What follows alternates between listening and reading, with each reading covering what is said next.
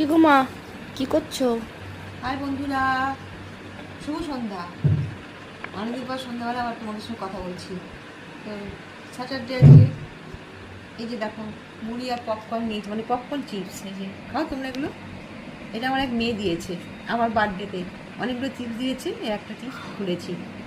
আমার এক মেয়ে আছে তো, সেই এক মেয়ে দিয়েছে আমার বার্থডেতে। তো সেটা এখন খুললাম, পড়ে আছে। খেয়ে নিই, না নরম হয়ে যাবে। মুড়ি দিয়ে দিয়েছি। বর্ষাকালে নরম হয়ে যাবে ওগুলো। আর কি বলতো, আমি শুধু খেলে পরে আমার অম্বল হয়, জানো তো। তোমরা খেয়ে দেখবে, একটু মুড়ি দিয়ে খাবে, দেখবে অম্বল হয় না।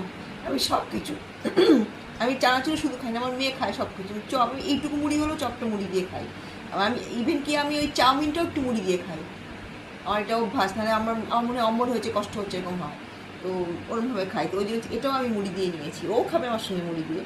আর এই যে চা করেছি, আদা দিয়ে চা করেছি, তাকে একটু কড়া করে, একটু দুধটা কম হয়েছে। কড়া চা খেতে কি ভালো লাগে। কড়া করে করেছে, দুধটা কম হয়েছে। কী বল, তাড়াহুড়ো করে করেছি। আজকে আমার পায়ে খুব ব্যথা করছে গো। তোমাদের রোজই গল্প করতে আসতেই আমার শরীর, আর কি করবো বলো, বয়সটা তো বাড়ছে।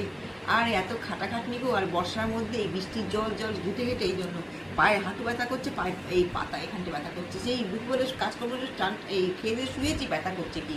আমার একটা তেল লাগাই, সেই তেলটা আমার গরম করলাম, মতো ঘুমোচ্ছে। তেলটা বার করলাম, গরম করলাম করে পায়ে এখানে সব লাগালাম, তাও কষ্ট হচ্ছে।